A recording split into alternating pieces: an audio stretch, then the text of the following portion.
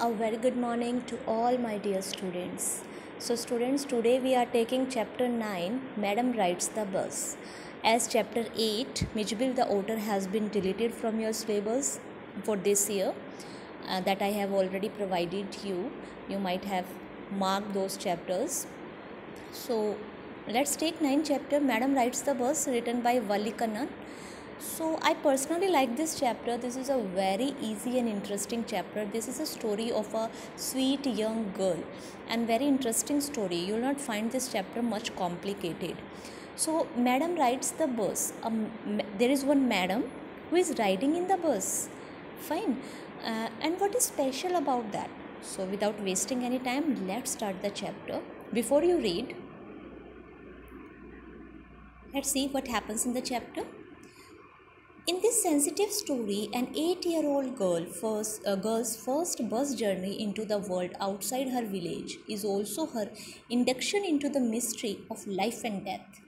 So now what happens? The protagonist, the central character of this poem is an 8-year-old girl, and she first time she sits in the bus. So this is the first journey of her in the bus, and she was super excited, and she had learned the message of life and death also. What happened? Now see. She sees the gap between our knowing that there is death and our understanding of it. So don't get confused. Let's start the chapter. You'll easily understand it. Now see. There was a girl named Valya Mai. Valya Mai is the name of a girl who was called Wali for short, और उसको nick name जो उसका था वो वाली था, यानी कि वल्या माई नाम की एक लड़की थी जिसको शॉर्ट में वाली बोला जाता था. She was 8-year-old and very curious about things. जैसे आप लोगों ना हर चीज़ के लिए जानना है कि ऐसा हुआ तो क्यों हुआ, ऐसा नहीं हुआ तो क्यों नहीं हुआ. तो she was very curious about the things. Her favourite pass time was standing in the front doorway of her house. अब आप पिक्चर में भी देख सकते हो. उसका सबसे फेवरेट टाइम पास पता है क्या था? अपने घर के दरवाजे पे खड़े हो जाना और बाहर देखना. Watching what was happening in the street outside. There were no playmates of her own age on her street and this was about all she had to do. अब वो होता है ना, कभी कभी हमारे घर के आसपास हमारी सेम एज के लोग नहीं रहते हैं, तो उसके सेम एज के बच्चे वहाँ नहीं थे उसकी गली में, तो सिर्फ एक यही चीज़ थी जो वो कर सकती थी. अपने घर के दरवाजे पे वो खड़ी हो जाती और बाहर देखती रहती क्या चल रहा है क्या नहीं चल रहा. अब आप पिक्चर में भी देखो कितनी रौनक है घर के बाहर. तो इस तरीके से उसका टाइम पास होता था. But for Wally standing at the front door was every bit as enjoyable as any of the elaborate games other children played. लेकिन अगर वाली की बात करें ना बेटा, तो जैसे बच्चे कोई भी गेम खेल के खुश होते थे, वो सबसे ज़्यादा खुश होती थी अपने घर के दरवाजे पे खड़ी होकर, क्योंकि उसको बाहर बहुत ज़्यादा ऐसे नज़ारे देखने को मिलते थे जो उसे बहुत ज़्यादा एन्जॉयबल लगते थे. Watching the street gave her many new unusual experiences.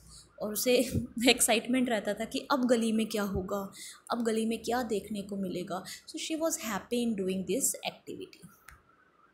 Now see what happened. The most fascinating means जो उसे अट्रैक्ट करती थी, of all was the bus that travelled between her village and the nearest town. अब भाई सबसे ज़्यादा interesting चीज़ उसे क्या लगती थी? वो बस जो हर 30 मिनट में वहाँ से जाती थी. और वो कहाँ जाती थी? उनके गांव से शहर और शहर से फिर वापस गांव.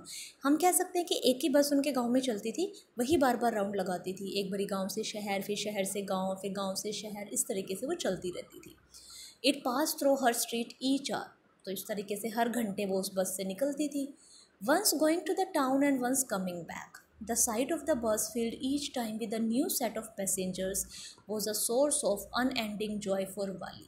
अब ऐसा होता है ना बेटा, बस को आप कितनी बार देखो, कितने ही राउंड लगाए, उसमें जो पैसेंजर्स बैठे होंगे वो तो नए चेहरे होंगे, डिफरेंट चेहरे होंगे. तो ये चीज़ें देख के जो वाली थी वो बहुत खुश होती थी. Day after day, she watched the bus, and gradually a tiny wish crept into her head and grew there. She wanted to ride on that bus, even if just once. अब उस बस को देखते देखते देखते ना क्या हुआ, एक दिन अचानक से उसके दिमाग में एक विश आई, एक चीज़ आई, और वो क्या चाहती थी? वो उस बस में बैठना चाहती थी, चाहे एक ही बार क्यों ना, लेकिन उसको हुआ कि मुझे भी इस बस में बैठना है, क्योंकि अब तक वो बस में नहीं बैठी थी. This wish became stronger and stronger until it was an overwhelming desire. और कहते हैं कि ये छोटी सी विश जो स्टार्ट हुई थी, ये धीरे धीरे धीरे धीरे एक डिज़ायर बन गई। यानी कि डिज़ायर का मतलब कि उसको हो गया कि बस मुझे बैठना है तो बैठना है। वाली वुड स्टेयर विस्टफुली होता है ध्यान से, देर तक देखते रहना, at the people who got on और off the bus when it stopped at the street corner. अब ना बेटा बहुत इंटेलिजेंट थी वो, ऐसे पागल लड़की नहीं थी। तो उसने क्या किया, उसने बस में लोगों को ऑब्ज़र्व करना स्टार्ट किया कि बस में बैठते कैसे हैं, बस से उतरते कैसे हैं। अब आपको तो ये बहुत कॉमन चीज़ें लगती हैं। फॉर एग्जांपल हम अगर बात करें, हम अभी तक बुलेट ट्रेन में नहीं बैठे हैं, फ़ाइन। तो बुलेट ट्रेन में जब हम फर्स्ट टाइम जाएंगे तो हम लोगों को ऑब्ज़र्व करेंगे कि इसके डोर्स कैसे ओपन होंगे, इसका पास बनाने का क्या तरीका है, इसमें एंटर कैसे करते हैं। तो वो फर्स्ट एक्साइटमेंट जो हमें फ़ील होती है कोई भी काम करते टाइम, वो उसको बस के लिए था। Now I am lost where I am. Just a minute. Wally would stare wistfully at the people who got on or off the bus when it stopped at the street corner. Their faces would kindle in her longing. Fine. Dreams and hops. अब उसका जो dream था बस में बैठना वो बढ़ता गया। If one of her friends happen to ride the bus and try to describe the sight the town to her, Wally would be too jealous to listen and would shout in English, "Proud, proud." Neither she nor her friends really understood the meaning of the word, but they use it often as a slang expression of disapproval. अब भाई वाली को ना इतनी ज़्यादा इच्छा हो गई उस बस में बैठने की कि अगर कोई उसकी फ्रेंड आके उसे बताती, कल तो मैं पता है बस में बैठ के शहर गई थी, तो वाली को ना अच्छा नहीं लगता था सुनना, उसको जेलेसी होती थी और वो फिर उसको बोलती प्राउड, घमंडी सी कितनी है। लेकिन ये एक स्लैंग एक्सप्रेशन होता है लोकल लैंग्वेज में, जिससे ये पता चलता है कि सामने वाले को ये बात अच्छी नहीं लगी। यानी कि उसको इतना पागलपन चढ़ गया उस बस में बैठने का कि अगर कोई उसको बस के बारे में बताता था तो वो गुस्सा हो जाती थी। क्यों? क्योंकि उसे लगता था कि मैं क्यों नहीं बैठी, ये लोग क्यों बैठे हैं बस में। Over many days and months, Wally listened carefully to conversation between her neighbors and people who regularly used the bus, and she also asked a few discreet questions here and there. अब काफ़ी time तक उसने क्या किया बेटा, लोगों को बात करते हुए सुना जो बस में जाते थे, मतलब इन्फॉर्मेशन गैदर की उसने।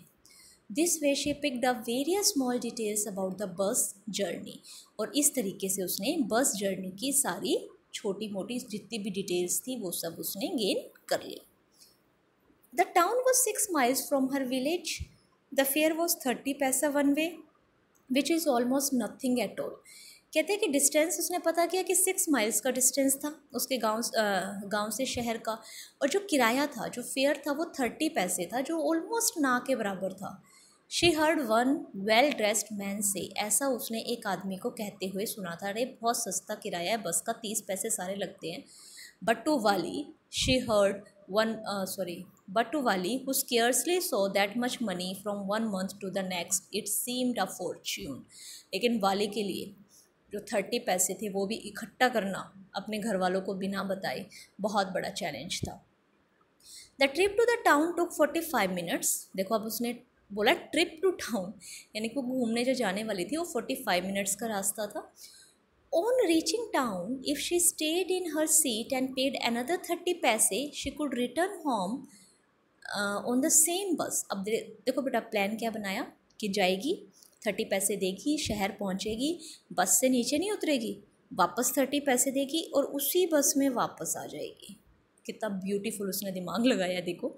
She could return home on the same बस।